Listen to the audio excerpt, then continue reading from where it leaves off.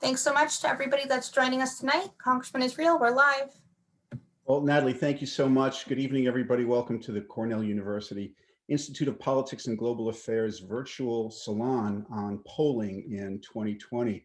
Our guests tonight are two of the most prominent pollsters in both parties, Jefrey Pollock, president of the Global Strategy Group, and Brenda Gianiny, the founding principal of Access Research.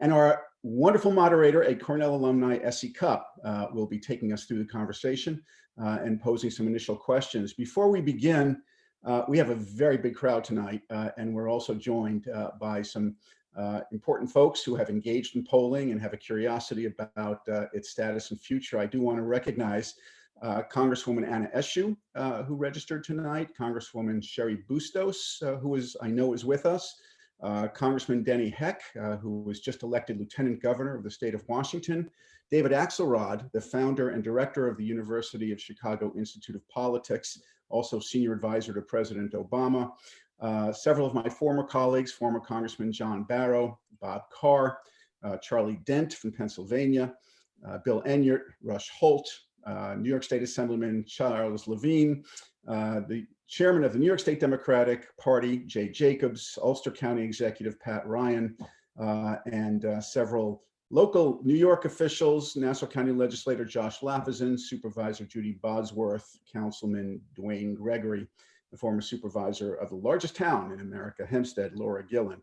Also, we're joined by some leaders at Cornell, Craig Kaiser, who's the chairman of the executive committee of the Board of Trustees at Cornell, Martin Scheinman, who's a member of the Board of Trustees at Cornell and a founding member of the Institute of Politics and Global Affairs, Roger Tillis, a member of the New York State Education Department Board of Regents. I also want to welcome Charlie Cook. Charlie usually appears on these events, and we're honored that he actually registered as a participant tonight. For those of you who are new to these virtual salons, the mission of the Institute of Politics and Global Affairs at Cornell is to simply deepen discourse and raise understanding by serving as a platform for civilized civil discussion. And our speakers have been varied. We had the Speaker of the House, Nancy Pelosi. We had former Chief of Staff to President Trump, Reince Priebus. We've had Congressman Adam Schiff on many conversations. We've had Republican Congressman Tom Cole, Republican Senator Bill Cassidy on several conversations. Last week, we had General H.R. McMaster join us. And if you're interested in our programming, simply Google Cornell Institute of Politics and you'll learn everything about us. Tonight, a review of polling in the 2020 election. We're going to have a conversation about what went wrong and what went right. Are the headlines about polling deficiencies at all accurate? Are they fair? And we have quite a few candidates, as you just heard, and incumbents and campaign consultants and operatives on this webinar. And I'm sure they want to know about the future of polling. A quick housekeeping item. S.E. Cupp will have a conversation until about 7:40. Then Natalie will instruct everybody on how to line up to ask their own questions. So we're going to try and give adequate time for Q&A. For now, let me introduce our special guest, Jefrey Pollock. He's the founding partner of the Global Strategy Group. It is a premier strategic research and communications firm. Jefrey was twice awarded Pollster of the Year in 2015 and 2011 by his peers in the bipartisan American Association of Political Consultants. He is regularly sought out by Democratic presidential candidates, governors, members of Congress, leading advocacy organizations, Fortune 100 companies for his research acumen and strategic vision. He was sought out by the chairman of the Democratic Congressional Campaign Committee, that would be me, several years ago, and polled in virtually every single one of my own elections and re-elections on Long Island. And he has conducted issue advocacy research, brand analysis, and attitudinal studies for Everytown for Gun Safety, Giffords, Bill and Melinda Gates Foundation, and New York Magazine. Jeffrey, thank you for joining us. And Brenda Gianiny, president of Access Research. She founded the company in January of 2014 after spending 10 years in voter and consumer research, nationally recognized expert in the field of public opinion research with 2 decades of experience honed at the very highest levels of corporate America and Republican political campaigns. She was the primary polling contact for the George W. Bush White House and the Bush-Cheney 2004 re-election campaign. 20 years of experience in public policy direction and corporate market insight, helping Fortune 100 companies like Walmart, Anheuser-Busch, Verizon, ExxonMobil chart success. And for the 2020 cycle, she worked with Senate Majority Leader Mitch McConnell and his reelection campaign, as well as polling multiple Senate races for the Senate Leadership Fund and the NRSC, and helping to reelect House clients. And finally, our extraordinary moderator tonight, S.E. Cupp, political commentator and host of S.E. Cupp Unfiltered on CNN, co-author of the book Why You're Wrong About the Right, and author of the book Losing Our Religion, The Liberal Media's Attack on Christianity. Before CNN, she hosted Crossfire, or co-hosted Crossfire, and also co-hosted The Cycle at MSNBC and Real News at The Blaze. Nationally syndicated column in the Daily News. She's written for dozens of other publications, including the New York Times and Glamour, a regular on Bill Maher's Real Time, consultant to the HBO show The Newsroom, and Essie, I hope you don't mind me saying, most of all, most illustrious, an alum of Cornell University. Essie, thank you. There you go, on display. All right, I'm going to pose the first question and then hand it over to Essie to take us through the program. Let me start with Brenda. Brenda, I want to share with you some recent headlines that have appeared and get your take, and then we'll have Jeff chime in as well. From 538, Nate Silver did a piece headlined, "The polls weren't great, but that's pretty normal." From Wired, headline, "So how wrong were the polls this year, really?" Fortune, "For pollsters, it's back to the drawing board after yet another miss in the 2020 election." Scientific American, "Why polls were mostly wrong." Wall Street Journal, "What went wrong with the polls this year?" New York Times, "Why polling on the 2020 presidential election missed the mark." Brenda, let's start with you. Are these headlines fair, unfair, or somewhere in the middle? Well, let me start by saying you missed one. You missed Frank Luntz calling the industry dead. So I'd put that back up there with the rest of those. I think, they're painful to hear. Obviously, there's some truth in them, but also some room for interpretation. I think, first of all, it's important to back up a little bit and look at there's really two different kinds of polls that are out there. You have your public or media polls that really by design, their whole goal is to get eyeballs, to hit headlines, to get eyeballs to their articles, to generate stories. And then you have internal campaign polls. And yes, while we were watching the horse race as well, we're more concerned with strategy, who's moving and why, and how do we impact the race based on what the polls are telling us. So you have polls that are doing wildly different things. One gets covered a lot, and one shouldn't get covered if Jeff and I are doing our jobs right. And the one that does get a lot of coverage are the media and public polls. And we've seen, two things happen in that world. Everybody knows media budgets are being slashed. First, because of online news, then Donald Trump's sustained attack on the media. So I think we did see in 2020, we saw a lot of public polling that ended up trying new experimental methodologies, but not really to learn what's best or what's strongest, really to save funding, which was necessary. And that produced some far off results that we really saw. And we really saw sort of a herd mentality where people started to follow and mimic some of those polls. The biggest cut, though, I will say, would be among most of those media organizations, with the exception of the New York Times, obviously. They no longer have a mathematician or a data scientist or some kind of pollster to really monitor their sample, to see what they're doing, all the nerdy things about being a pollster that probably attracted Jeff and I to the industry. You don't have those type of people. That said, were all the internal polls correct? No, and I'm sure we're going to dive into this why. I think there's two big reasons why we missed. I'll say right now, I had a miss in Montana. I knew James was going to win, but I didn't think he was going to win by 10. I had him up maybe by 7. That was my biggest one. And there's two big reasons, and I don't want to trample too much on what Jeff has to say, but I'll tell you one of them definitely was going into this, looking at even the public polls. Compared to 2016, we had such a small sample of undecided voters. There just were not a lot of undecided voters out there. Compared to 2016, when you had, the two most unpopular candidates of all time, in Clinton and Trump, and you had double-digit undecided voters. So a lot of pollsters, me included, we tended to ignore that undecided vote. because it was so minor. We said it's not enough to swing an election. And guess what? It wasn't. It wasn't enough to swing any of these states, but it did get our margins off. So I went back and looked at Montana, which was my big miss out of my 6 Senate races. And my undecided voters were 60% conservative or moderate to conservative leaning. They had voted for Republicans in the past. It should have been a key red flag that we missed, that Daines was going to have the bigger percentage. And so I have one other reason, but I definitely don't. I want to leave some running room for Jeff. So do you want him to answer the same question? Yeah, Jeff, you want to take it? Thanks. I certainly, Brenda did not get into the pollster business for the sex appeal of it. That is for darn sure. I think when I told my poor grandmother that I was going to become a pollster back in the day, she thought I said upholster and asked me what I was going to do fixing a couch, because a nice Jewish boy like me could not possibly upholster the couch. I said, no, wrong thing. God rest her soul. So, Steve, back to the headlines. Those headlines are fair, period. And I have colleagues of mine in the polling industry who are putting their heads in the sand and saying, well, when you look at the national polls, and particularly in the battleground states were off by just a couple of points. And that's true. And so you could make a nice argument that feels good to say, sure, the polling error was actually, from a battleground state perspective, relatively small.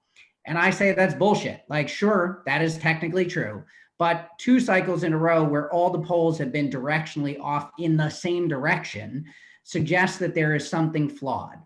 We all talk about margin of error and randomness, and 1 out of 20 polls is going to be wrong no matter what. But when every single poll is wrong directionally in one direction, it's not margin of error, it's something else happening. And so I think we deserve the egg on our face to some extent in terms of expectation. Now, shame on us, because Steve, and Essie, that, as Brenda just said, our job isn't to predict the election. Our job is actually to do the strategy, figure out how we should be running a given race. What are the messages we should be using? What should we be talking about? And so we're not really predictors. And yet the public at this point holds us to predictive, to sort of being prescient. And the public polls are a big reason for that. And the modelers and the 538s that sort of forecast what's going to happen. All of those things have created an expectation that we can forecast.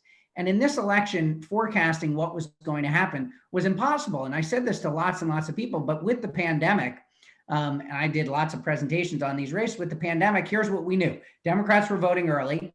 Republicans were going to vote late because Donald Trump told them that they should vote late, and Democrats told Democrats to vote early. So we looked. We knew that states where there was a bunch of early vote, that they were going to be Democratic early votes. And we knew that Republicans were more likely to vote on election day.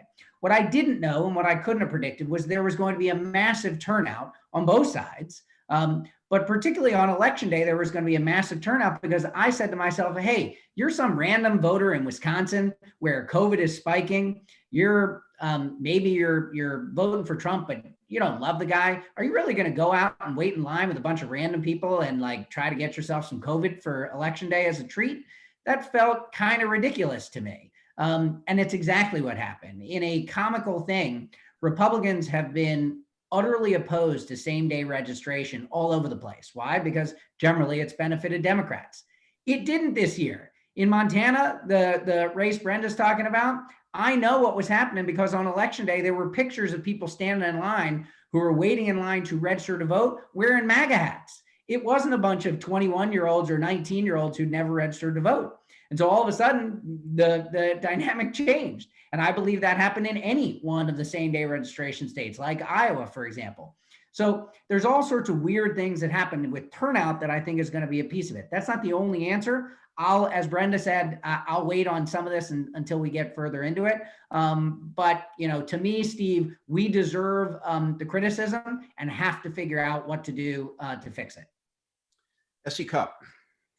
Well, I'm so glad both of you are here. As I was saying before we started, whenever I do these talks, a lot of the questions are around polling and how good is it? How much should we put stock in polling? How can it be how can it be improved upon?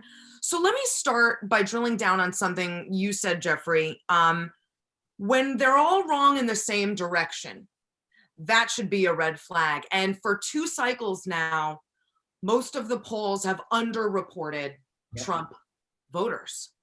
And we all have theories. I hear lots of theories in political circles as to why that is. Why don't you tell me why you think polls were so bad at telling us who was voting for Trump? Well, why the hell do you think I know, Essie? I just got it all wrong. What do you mean? Look, we have to separate. We all know 2 cycles in a row where there's a problem. But in between those 2 cycles, in between 16 and 20, there were 3 years, 17, 18, and 19. And in each of those 3 years, the polls were largely right every year. Yeah. So there's something unique, of course, about Trump, that means, in 16 and 20. But I actually think that what happened in 16 and what we fixed in 16, we thought would fix it for 20, but there was a change. And this is hypothesis. But in 2016, what did we find out? We knew that we as pollsters were not talking to enough non-college educated white people. Why? Well, it wasn't because we don't like non-college educated white people. They're perfectly fine. I love all people. So, it wasn't that we consciously decided not to talk to them. It was that in the past, exit polls had told us, I'm making this up, but exit polls had told us 50% of the voters are college educated. And what we knew after 2016, because we now have much better ways of figuring this stuff out, is it wasn't 50% college educated. It should have been 40%. Again, making the numbers up, but you understand my point. So we adjusted all those samples, and for 17, 18, and 19, it ended up being right. So what happened in 2020? Well, one thing is this turnout thing. I don't know, that's going to be part of the answer. But the second answer is, I think, more important, which is, okay, we now are talking to more non-college white people. But in 2017, 18, and 19, they were uniform, meaning a representative sample. If I talked to 100 non-college educated white folks, they looked like the other 100 non-college educated white folks.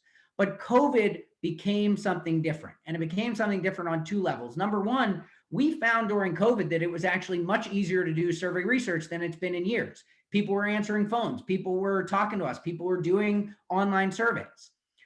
And we should have been flagged. Who was doing that? Who are the people who are more likely to be home? Who are the people who are more likely to believe in science? Who are the people who are wearing masks, for example? And so even though we were talking to Republicans and independents, I think it was a different flavor of Republican and independent, one that was more attuned to sort of civilized society and what's going on. So the white non-college voters, I think there's a schism. The easiest way I have of thinking about this is you have white non-college voter who, again, believes in science, wearing a mask. I'm using this as an example versus a QAnon person.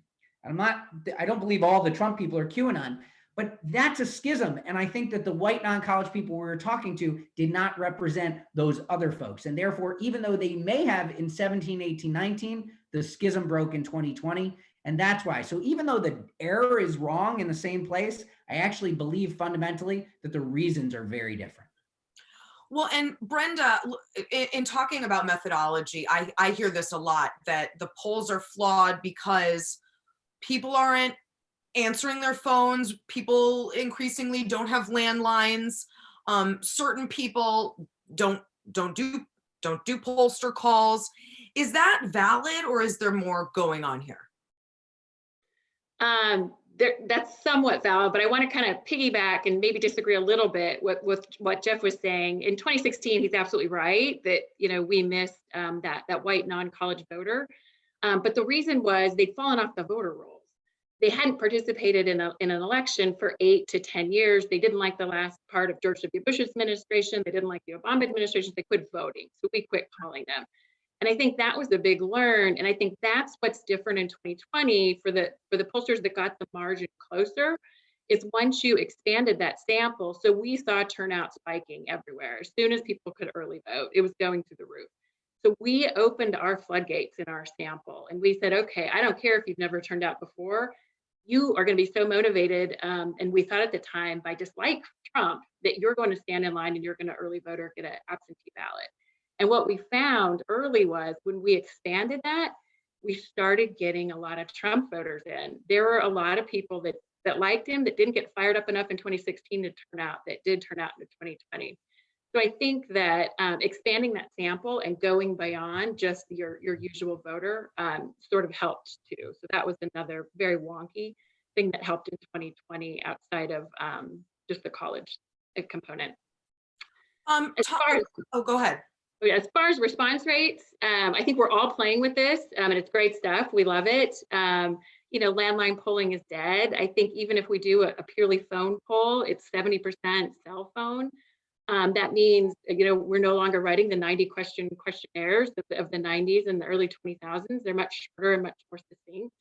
But it also means we're expanding what we're doing. If we're doing a lot of message research, we are doing it online. If you want to talk to those Trump voters, you're not going to an online panel. It means, you know, we all know where Trump voters live. You know, they live in social media. They live on Facebook. So you go recruit them from Facebook to go do an online poll. Yes, it's a Trump voter poll. It's something you're going to merge in with your other findings. But that's just something that is really cool about being a pollster in 2020 is we get to experiment with these different methodologies. And we saw in the past election, it was very successful. It's not that Trump voters don't want to do polls. They're just not necessarily going to pick up from an unknown number, but they want to sing Trump's praises and tell you they're going to vote for Trump. They're just more likely to do it through social media, where we have to then corral them to our polls. So I don't think response rates are necessarily, obviously they're not what they used to be. I don't think that's the bigger problem. The bigger problem is, yes, response rates and phone polling sucks. But so we all need to get better at how we find and encourage these people. And it's hard for our clients. One, it's more expensive, although that wasn't really a problem in 2020, particularly on Jeff's side of the aisle. But two, it takes time. You're not going to have these 2-day polls that candidates like. You know, you're looking at, you know, a 3, 4, 5-day field period to get this right. But the problem, Essie, is, and Brenda may have had more success than we saw on the Democratic side, although I'm not saying this about her, I'm skeptical of that. Donald Trump and Joe Biden showed up in Iowa in the last week of the election. You, Essie, know what that means. What did both campaigns think, right?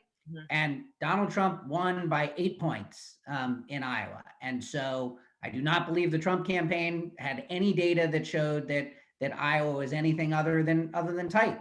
And we know that the Senate races, we know everyone thought that it was tight based on spending. So the interesting thing is, methodologically, the internet polls that people did were wrong. The robo polls that people did were so the methodology. And in 2016, 2018, experimenting with all this methodology, there were differences by mode, meaning how you did the polls. We didn't find that this time. We found sort of consistent error across. I have to interject just because I love Jeff, but he said the Iowa polls are wrong. So I polled Iowa for an outside group, a very well-funded one, and we got Iowa right. I said I got it wrong. And the Trump campaign, I know, got it wrong. I can't speak to you. I didn't poll for the Trump campaign. I can't speak for them. Different flavors of Republicanism there. But I can say, you know, there were people that got Iowa right. There were a lot of people that of us rallied around Ann Seltzer at the end, saying, no, we will back you up. Like my latest tracking shows the same. So I want both of you to talk to me about the role that I play in this, the media, because we obsess over the polls. And I've long worried that our obsession over the media polls is driving a narrative instead of, you know, a narrative driving polls and the other way around. And we're creating stories around these polls that become sometimes self-fulfilling and in the end, wrong. They're not telling the story as it exists. They're telling this media creation of a story. If you could sit down with a network head and say one piece of advice, please, you know, Mr. or Mrs. Network head, change the way you're talking about the polls. I mean, what would you say? I'm going to let Jeff take that one. I won't give counsel to the media. I love the media. It's a tough question. It's a good one, Essie. I mean, the first is that the media covers polls, the horse race, in a very literal way. And so I can't believe how many times I've seen people say, Joe Biden's up by 2 points and then Donald Trump's up by 1 point, and therefore the race has changed, which of course it hasn't, right? Those two numbers are the same. Biden being up 2 and Trump up 1 are identical numbers from a statistical perspective. So I do think that the media is irresponsible in sort of reminding people that there's a range of possibilities that exist. And even though they slap that margin of error up there and they think that's sort of covering things, it's not. The second is one that which is that we're covering the horse race and we're not actually covering what anybody's doing anymore. We're covering who's ahead and who's behind and sort of the palace intrigue, and not what people actually want to hear about, which is some of the things that are affecting their life, the pandemic, the economy, healthcare, et cetera. And the debates are probably the worst examples of this, where the debates are just every single one of them is some reporter trying to win that, not even a Pulitzer because you wouldn't get one for it, but trying to win some prize for asking that gotcha question, as Trump said yesterday, even though it wasn't Trump, it was somebody else. Barrasso said it, is President-elect Biden, and Barrasso called it a gotcha question. Not quite sure how. But I mean, I do think that it would be important for the media. And the other thing is, the question is, should the media be sponsoring these polls? Like, is it really even, is it necessary? Is it useful? Is it valid? I'm not sure. I'm not sure there's any real need for it other than clicks, but it is good for clicks. And even if the media went away, you've got these various universities. I mean, there are 20 universities who've popped up with polls. There was some university this year I had literally never heard of.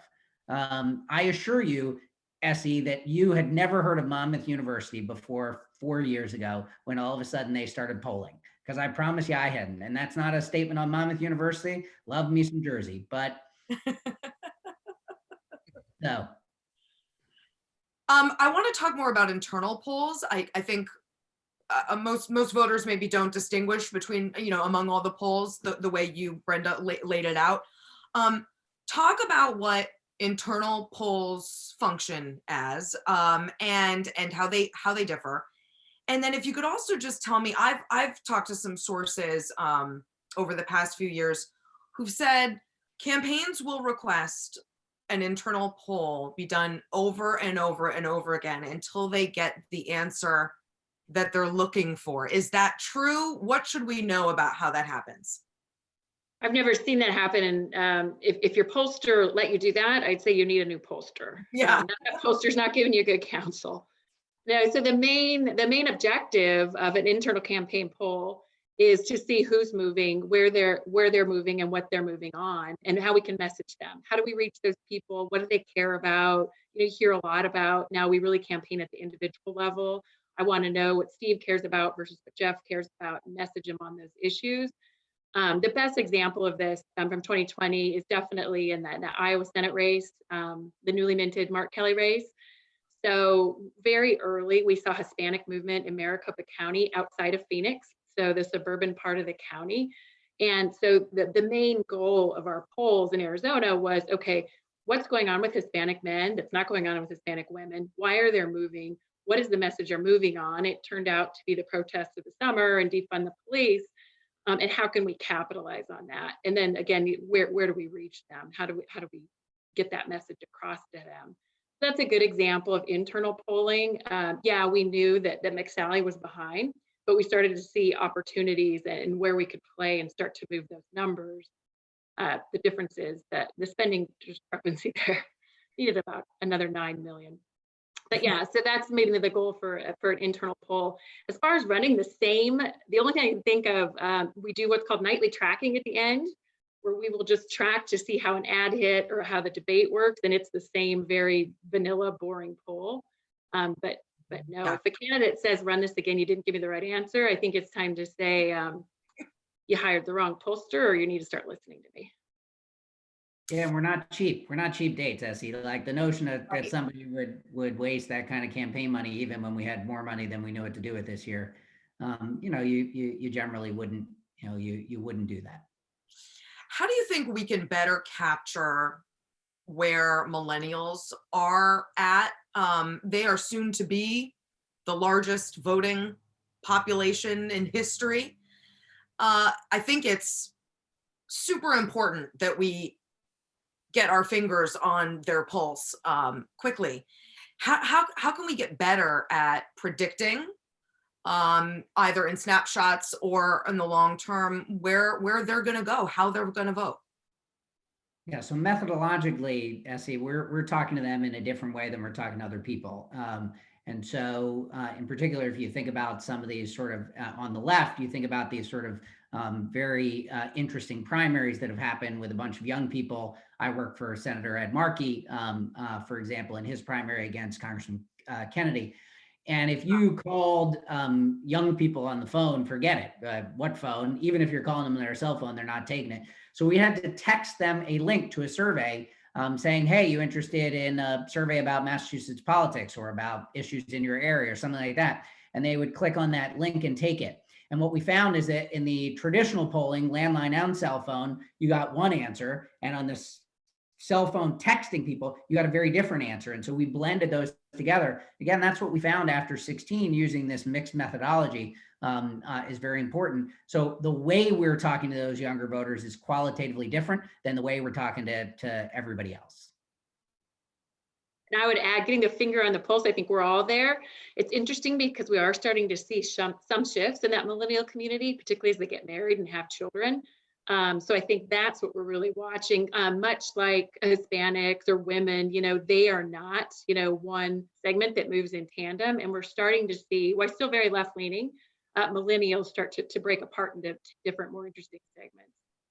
Well, speaking of Hispanic voters, I want to read something that Cornell professor of government and Latino studies and Univision's director of polling, Sergio Garcia Rios, he wrote about the Latino vote, and I want to get you guys to weigh in on this. He writes, assuming that all Latinos should vote as a monolith is a racialized oversimplification, and explaining that for the white vote, campaigns wouldn't use the same messaging for rural PA as Philadelphia. Discuss how you think pollsters and campaigns could do a better job understanding the Latino voter. Brenda, you want to start or me? I kind of touched on this with Arizona, how we focus very regionally. Yeah. I think it's very important in all our work, we talk about first generation Hispanics versus second, third generation Hispanics, which are not all that different for the electorate as a whole. So I think I kind of touched on that. So I'll let Jeff add new thoughts he has. So there's also a mixture. We talk about it, not to push back a little, but we talk about white people all the time. Like we talk about white voters, and sure, we wouldn't talk about rural versus Philadelphia, rural Pennsylvania versus Philadelphia, because they're two different media markets. We would talk about what you say in Philadelphia and what you say in Erie, Pennsylvania, because they're two different media markets. And we don't treat Latinos as a monolith. That is something he's saying to you, Essie, as the media, saying like, we can't say this is a monolith. We know this answer because we know Florida, right? You talk about the Latino vote in Florida and you don't separate non-Cubans and Cubans. You're going to get it wrong. You're going to get it wrong. In New York, if you don't talk about Puerto Ricans and Dominicans versus everything else. So we do know this. And those of us who do this for a living actually do spend the time to sort of think through how you would target accordingly. Let's also remember, though, birds of a feather flock together. People live next to people who look like them. So if we're doing polling and we're looking at regions or we're looking at certain areas, we are actually reflecting whatever that area or region is. And that's going to be whatever flavor of Hispanic, whatever flavor of white person, black person, et cetera, because birds of a feather flock together. We tend to segregate, we tend to self-segregate in so many ways. How do you think we go about building trust in polls? Is it a question of our framing? We are framing what polls should do incorrectly, we in the media, we voters, or is there a way to build some more trust in the polls? Because I don't have to tell you, for the last 4 years, all I have heard from voters is, I don't believe the polls, I don't trust the polls. And it's because you had a president telling them not to, but also they didn't trust the polls. Right. So it is, whether it's a real problem or a perception problem, how do we go about fixing it? Either one of you can start. Maybe after 2 cycles in a row of this problem that maybe we won't have this much of an issue. I do think that one thing, so I've actually already seen this in Georgia, for example. I'm not involved in the Georgia race, neither is Brenda. But what I've seen pollsters already doing is creating 3 or 4 different models and saying, here's what we think the election could be under this turnout scenario. Here's what we think it's under this scenario. Here's what we think it's under this scenario. That's interesting and maybe helpful to the media. I actually think it is terrible for the campaigns because what am I supposed to do with that? Like, you're actually looking to us for advice. So the pollster is also saying, here's my best guess or best advice. It's a choose your own adventure at that Exactly right, which is not a good way to run a campaign. It is very, very difficult. So I think there will be more of that though in the future, Essie, where I think we produce more models and more sort of discussions of here's what it might look like under X, Y, and Z scenario. I would say I think it's a fight between the public and the media about we don't trust the polls and a little bit my mother and me, I don't trust your industry. But I think really on the campaign level, I think there are enough candidates that said, hey, my pollster got it right. So I don't know that it's so much in our profession as it is, again, pointing the finger at those public polls. Yeah. Lastly, have either of you identified something you really want to do differently for the next cycle, whether that's, midterms or the next national election? I have definitely. So we look at already if people refuse our poll, obviously we see them in the voter file and we think, okay, this person blatantly told my interviewer or responded to the link that I don't want to do this poll, take me off your list. And we study those people. What do they look like? Let's make sure people that look like them, act like them, live where they are participating. We don't listen to the people that never open the email, never respond, never even pick up the phone because it's an unknown number. And I think that's going to be key, particularly, a lot remains to be seen if Donald Trump's not on the ballot, how much this phenomena goes on. But who are those people that don't even give us the refusal? And that was if you didn't open the floodgates on your sample, like I talked about in 2020, those were the voters you were missing. So we need to look at who those people are, and then, like I said, go find them. And it's not easy. It takes some work, but I think that's a big key learning. Jeffrey? Yeah, and it's no different for me, Esty. So the voter file is the thing that is sort of our religion, our Bible. And so the fixes that happened in 2016 that allowed us to do 17, 18, and 19 didn't happen until after we analyzed the voter file and looked at sort of what was missing and what was the problem. And just like Brenda was talking about, we're going to look at these new voters. And my suspicion is these new voters are going to look very, very different. They're going to look far more partisan and far more Republican than we ever thought based on past history. And past history, low turnout, low propensity voters sort of looked like everybody. They kind of floated across the parties. I don't think that's going to be the case this year. And so we want to see that, know it, study it, exactly as Brenda said. I'm also going to continue to experiment. Like, look, if I could do no phone polling, I would. I would much rather do online polling. Because it's easier, it's faster, it's cheaper. I can do visual things on it. So there's so much good that you can do online that we can't do on the phone. And so the more broadband becomes universal, the more internet polling becomes easy and a fact of life. But how do we make sure it's right? How do we make sure we're getting it? We can't use sort of online panels like Brenda talked about. We have to make sure we're getting sort of a vast cross section. And so those are the things we're going to be studying. And I have to give a shout out to my counterpart, Jeff, here, because we've disagreed here and there. He is one of the best at experimenting, trying different methodologies and sharing. He shares with the rest of the polling community. Sharing is caring, Brenda. Well, thank you both for answering my questions. I'm going to turn it over to Natalie now, who's going to handle the Q&A. Thank you so much, Essie. So if anybody from the audience has a question, we have 20 minutes left in our program. You can look to the bottom of your screen and you'll see the Q&A function. You can go ahead and type your question there. If you're willing to come on and ask our guests your question, please also, if you could use the raise hand function, that will let us know that you can come on. And if not, I can always read people's questions. So the first one that we have comes from Congresswoman Bustos. So if you'll just give me one moment, Congresswoman. All right, if you could please unmute yourself. Great. All right. Can you hear me? Yes. And Sherry, All welcome. right. Well, thank you. And Steve, great to see you.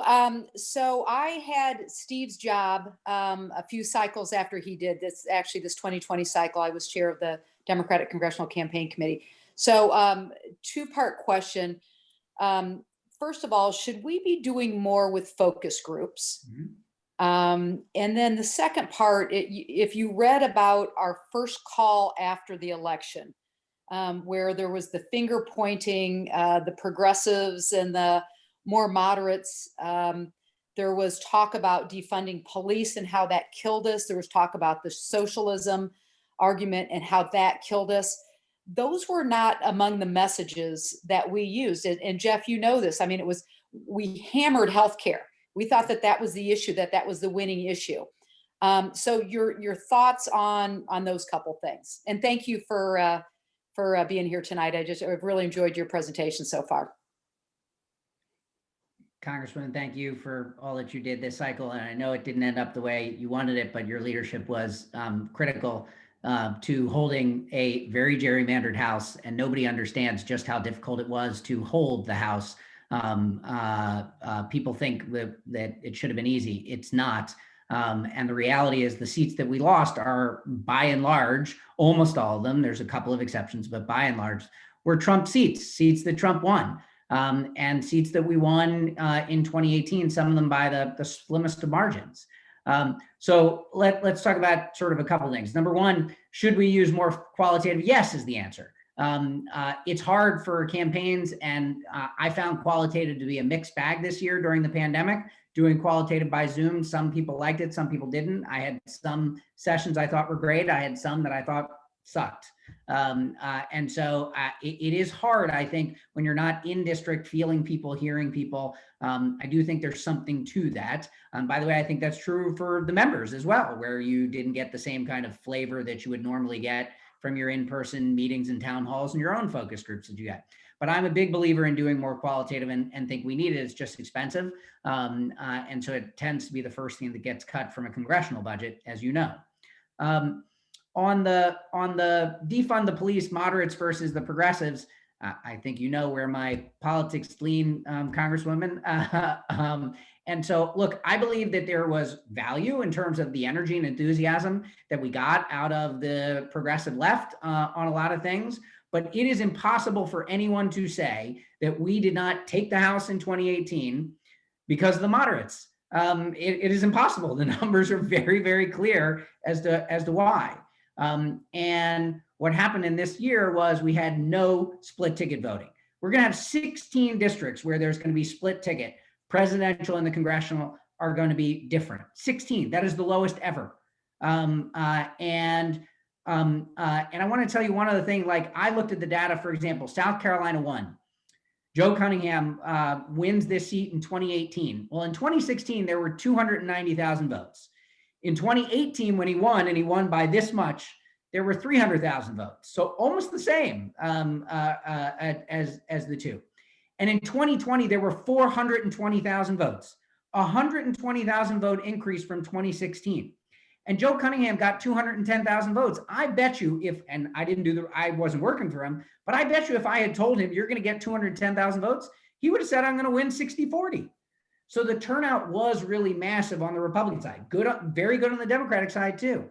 But that dynamic in itself is hard. Do I think defund the police is the reason that we lost in some places? Do I think it hurt Max Rose? Obviously, I think it hurt Max Rose. It's very hard to say it didn't. Do I think that the bigger problem is the brand of the Democratic Party? Yes. And that's the thing we should be sort of focusing on, that this is now me and you being strategists. We need to think about the brand of the party and harness the energy of the progressive left, while at the same time making sure that we understand in order to win, and in order to win over the long haul, we have to win in places that aren't cities. I don't know if I should be commenting on the inter-party fight, but one thing you said, it just so jumped out at me. As we're watching all these races and these ads, I thought, if I was a Democratic ad maker, I would say, dear God, I cannot write another ad about pre-existing conditions. I mean, you guys were relentless on that message, and it was really strong. You were not talking about defund the police. The problem is we were. Like we saw it in our data and we were relentless on that. So I think that's what there's two warring factions. You know, I don't know if I can ask a follow-up question, but that kind of lends itself to, why did you see it and we didn't? Why did Republicans see that defund police was a winning argument, and why did the Democratic pollsters not see that that was a killer for us? That's a Jeff question, because obviously we were watching it, and as we were grasping for anything we could. Yeah, I mean, but we did see in individual races, take again Max Rose, we saw how damaging that was to him. I think when I look at some of the individual races, I don't think it was defund the police as an individual thing. I think the brand, that's why I go back to the brand thing that I think is problematic. Like, sure, I could point to socialism as being the problem in South Florida. We know that. That's a very unique thing, but it's not that unique. Like, we know that Latino men, Brenda was talking about it, they were rejecting some of the notion of sort of socialism that they were hearing. And that's a problem for us. You know, AOC likes to say that no incumbent member of Congress who endorsed Medicare for All and the Green New Deal lost. That's true, but there's only one who matters, and that's Katie Porter, because she's the only one who sits in a swing seat. The rest who have not. Like, there's no challenger who endorsed that in a swing seat who won. We got killed in Nebraska 2 and New York 24. You know, these are races where progressive candidates won, and God bless them for winning the primary. We have to do that. And then lost in the general, even though at the top of the ticket, Biden was winning. And so to me, it's pretty clear in those places, not everywhere, but in those places. Thank you. Thank you We so can talk much. later, anytime you want. I owe you. Thanks, Jeff. Next Thanks. question, Natalie. Next question we have from Charlie Cook. If you could please unmute yourself. Ugh. Hi. No, this is a great program. Thank you, guys. What's wrong with the theory that maybe it was just undecideds all went one way? Because the Biden number and the Democratic number, oftentimes the pollsters hit it. Yes. But it would appear that undecideds all broke one way. What's wrong with that theory? It's too convenient, Charlie. No, I think it's a huge part of it though. And that was my miss in Montana. I ignored the undecideds. If I would have looked at who they were, they almost all swung Danes, and it really took him to that 10-point margin, but it's only half the story. The other half. Brenda's better than I am, because that is not my story. Like, there weren't enough undecideds to make that difference. And certainly in the down ballot races, it doesn't work. It may work in the presidential when you look at it, but I really do believe that it's going to end up being more lucky than not, and that we were missing people. And if we were missing Trump voters, then okay, the fact that we got the Democratic number right or the Biden number, that's luck. Because if you add new Trump voters to the mix, that number should go down. And so I don't buy it. There weren't enough undecideds in most of these places, and in particular in these down ballot races. It does not explain it, Charlie. I know some of my colleagues would like that to be the explanation, and it just doesn't sit with me. I think you're partly right. I think it's part of it though. I think it's part of it is the undecideds. The other part is some people weren't getting included, period. But I do think it is a factor. But is one explanation ever everything? I mean, No, I think it's several things. Little piece of everything. Yeah. Every little bit of this is going to create some part of the error, Charlie, and I think that's correct. Thank you so much. Charlie, we're going to have you on in the next several weeks if your schedule permits. We'd love to have you. All you have to do is ask. All right, we will. Thank you. Our next question comes from Abe Blackman. In this cycle, I wound up funding about 12 polls in congressional races, mostly in New York, but also New Jersey. And middle of October in those 12 races, Biden was running slightly ahead of Trump in those races in New York and in New Jersey. And in the House races, almost all of them were competitive with their Republican counterparts. When the results were in, we were pretty close on Biden versus Trump, but the 8 races we invested in, particularly on the House, on the Democratic side, they all underperformed by a significant margin. So same poll seemed to hit the numbers right for Biden versus Trump, but the House races really underperformed. Any thoughts on that? Yeah, I mean, look, I know some of those races, obviously, and some of them, but some of them though, like New York 1, our data, for example, showed how difficult the race was at the congressional level. So, and our last poll was pretty clear on that front. So that is my point, Abe, and obviously you and I have talked in the past. I believe that we were missing people, and I think that I think we're going to find that it's more convenient than truth that the Trump Biden stuff, particularly when we look at margin or other things. So we're going to look at an analysis of the voter file. We just looked at New York 1, for example, and it looks like our partisanship, what we assumed Democrat, Republican, and blank or independent would be, it ended up being about what we expected. But I think when we look at the voter file, the types of people who they were, I think are going to be different than the ones that we spoke to. So look, I think that turnout is going to be a piece of it. Undecided is going to be a piece of it. I do think that this rejection of split ticket voting, that even though maybe I'm rejecting Donald Trump at the top because he's a jerk and I want him gone, but I'm not willing to give the Democrats the whole kitchen sink. I truly believe that happened. And if you need any race that is the prime example of that to me, it's the Maine Senate race, where voters very clearly walked in. All the polling was right on the presidential, double digits. Said that Trump was going to lose by double digits at the presidential level, and I think voters walked in and said, "Okay, I'm gonna thumb my nose at that jerk, but I'm not willing to give the Democrats the whole thing." And I think Sarah Gideon's going to win because every single public poll has told me she will, even though the private polls were all much worse than that. That's the example, and so I think the lack of I think that definitely hurt us in some of these, particularly in these suburban races. I would totally echo that answer. I guarantee you I probably didn't work any of those 8 races congressional in New York and New Jersey, but we did see specific suburban voters. They did start to swing away as it looked inevitable that Biden was going to win. And it also became a Republican message. I don't know those races, but we certainly used it, a check and a balance. You can't have, all 3 branches by one party.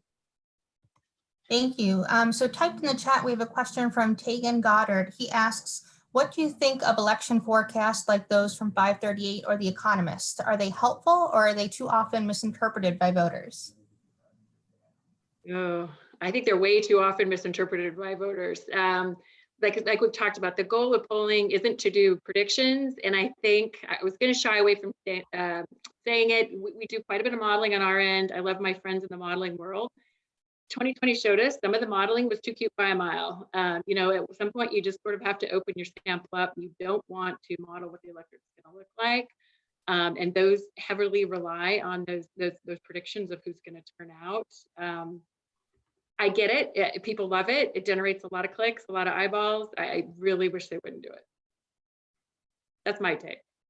Tegan is a brilliant writer, so he knows the answer to the question, which is they're not helpful, and they serve no purpose, truly, and so and they've made our job dramatically harder because in Brenda and my life, we never go into a candidate and say you have a 95% chance of winning. Like literally, I have never done that. Whereas that's what those forecasts do.